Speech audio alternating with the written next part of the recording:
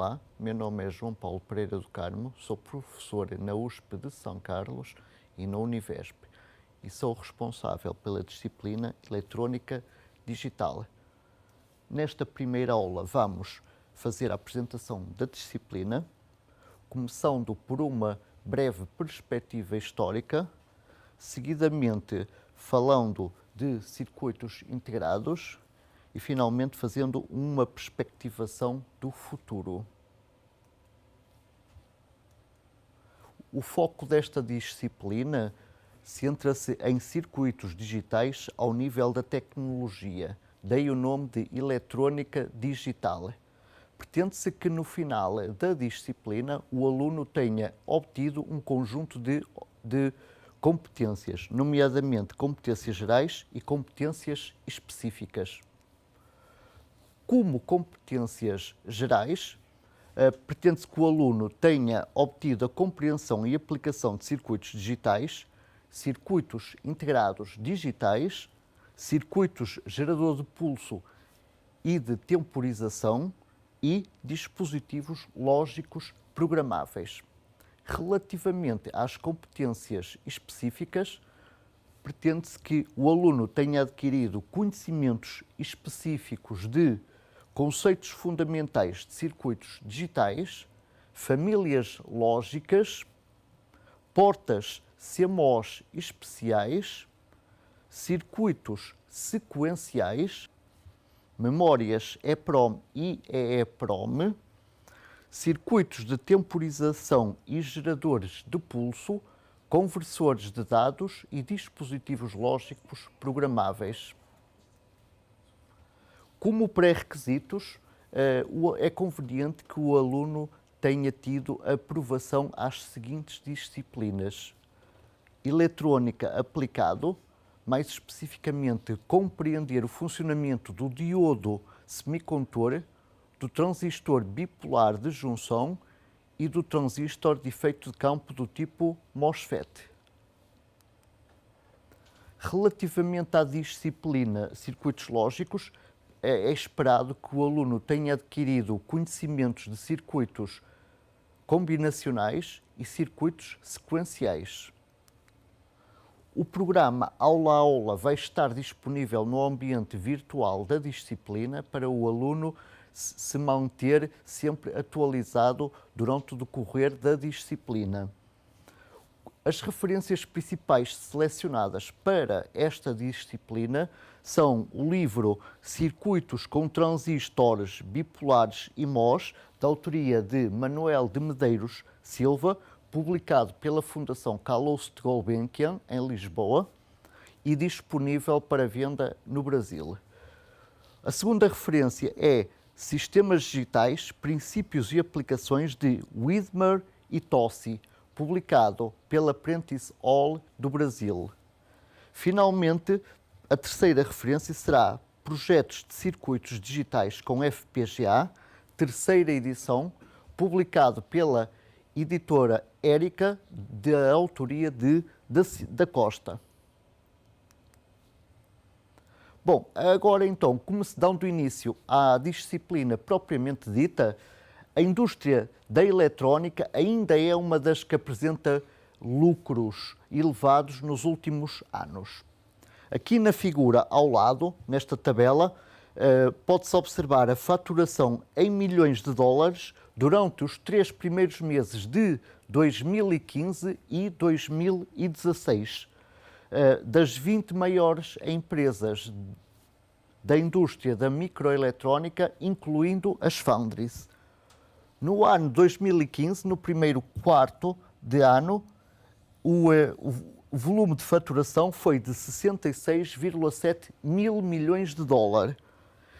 No ano de 2016, para o mesmo período, esse volume de faturação foi 62,4 mil milhões de dólares.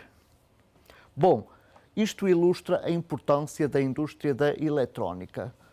Claro que tudo isto não seria possível sem a invenção do transistor.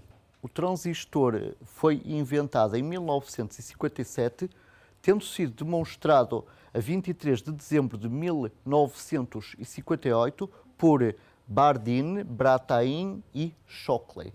Aqui no canto inferior esquerdo é possível ver um pormenor do transistor bipolar, sendo claro aqui os 3 terminais. Mais tarde surge o primeiro circuito integrado, tendo sido inventado a 6 de fevereiro de 1959 por Jack Kilby, da Texas Instruments. Aqui no canto inferior esquerdo é possível ver uma fotografia desse primeiro circuito integrado. No canto inferior direito pode-se ver um pormenor da patente e aqui em baixo pode-se ver o circuito eletrónico implementado no circuito integrado. E aqui a foto de Jack Kilby na altura. O primeiro circuito realmente integrado foi demonstrado em julho de 1959, tendo sido o inventor Robert Noyce, da Fairchild Semiconductor. Tratava-se de um circuito integrado com transistores, resistores, capacitores e interconexões no mesmo corpo semicondutor.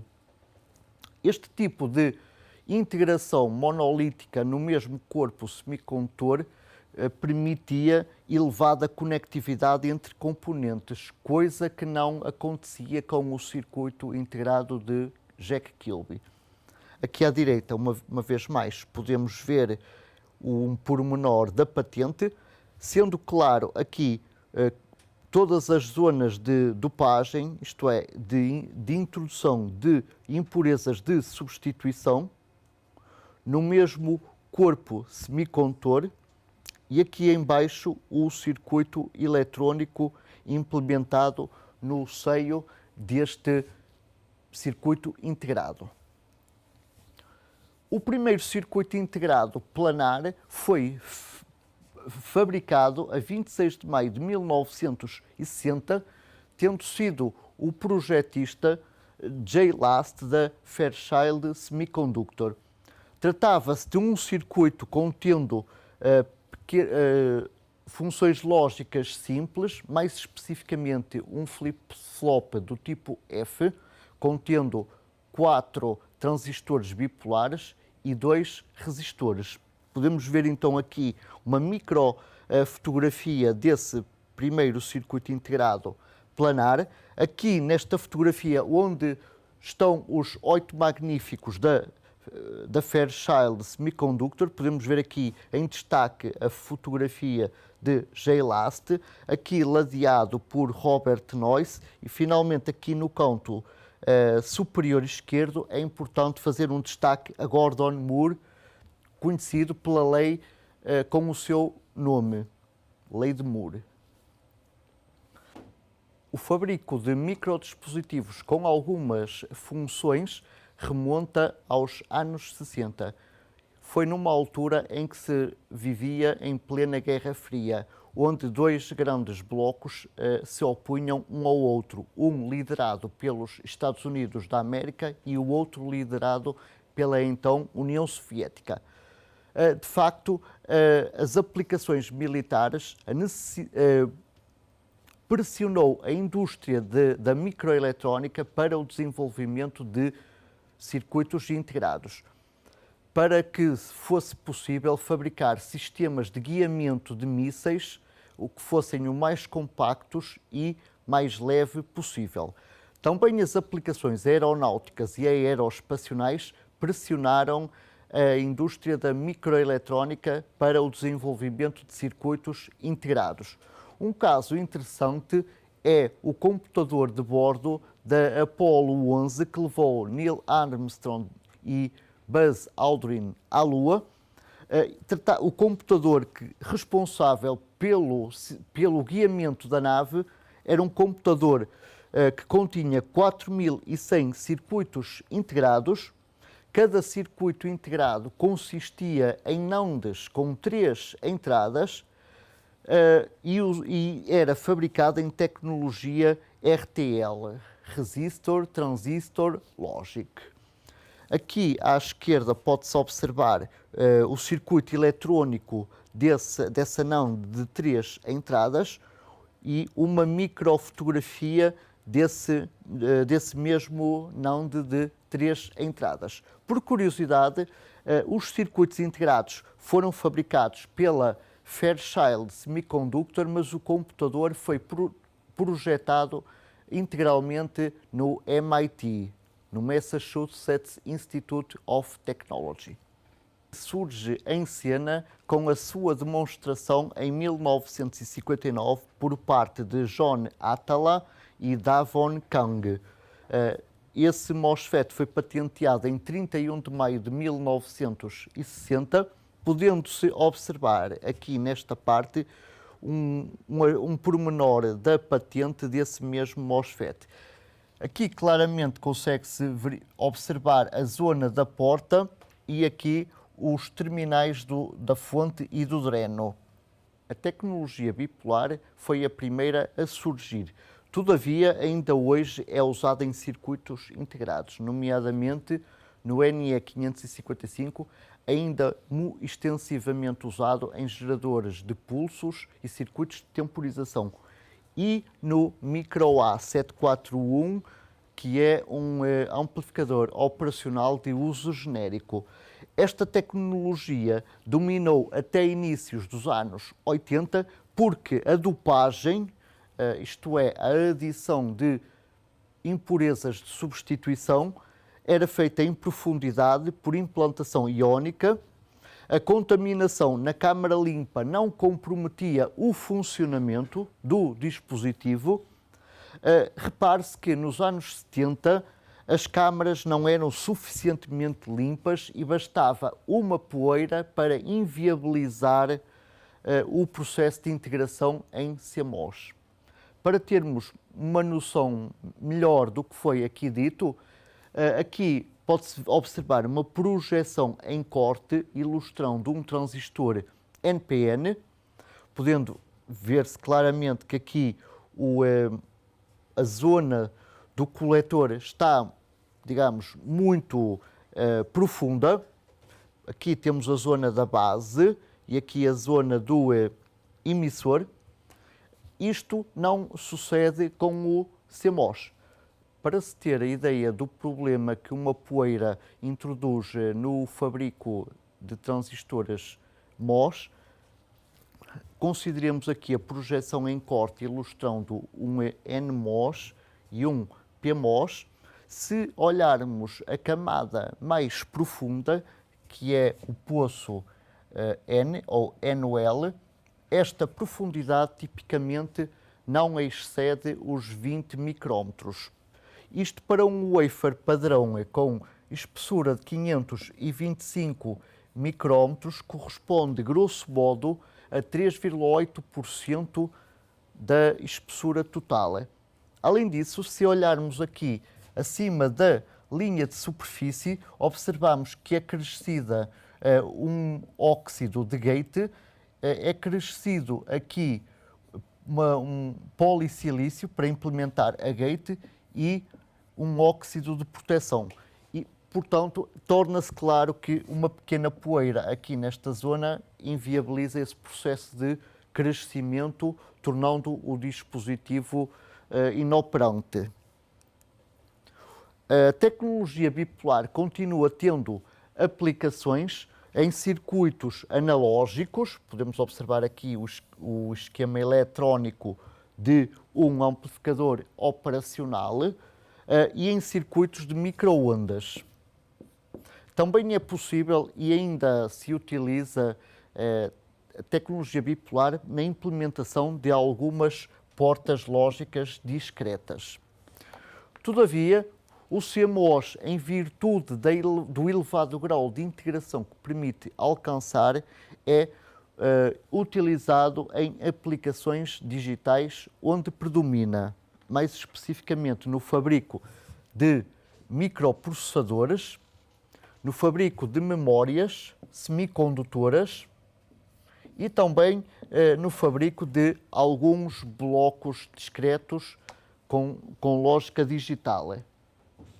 1971 assinala um marco na história com a invenção do primeiro microprocessador, mais especificamente o Intel 4004. Era um microprocessador de 4 bits, possuía um relógio a 740 kHz, demorava 8 períodos de relógio para executar um ciclo completo de instrução, dissipava uma potência de 0,75 watt e possuía 2.300 transistores. No canto inferior esquerdo é possível observar uma microfotografia desse microprocessador. Após o fabrico, o circuito integrado fica coberto por uma camada dielétrica, estando apenas expostos os bonding pads.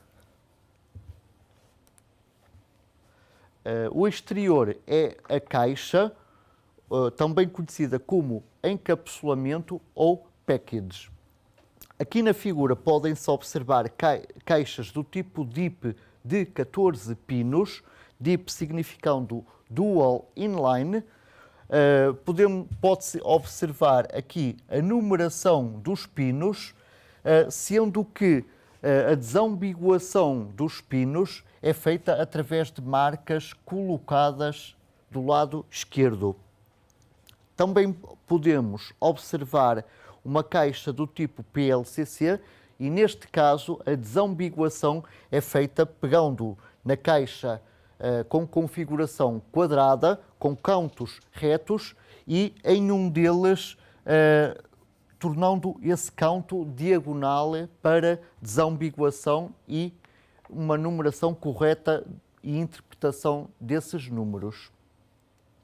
A caixa permite o manuseamento do circuito integrado sem danificar a pastilha de silício. Portanto, tem-se aqui a pastilha de silício que liga através de wire bondings aqui aos pinos da caixa.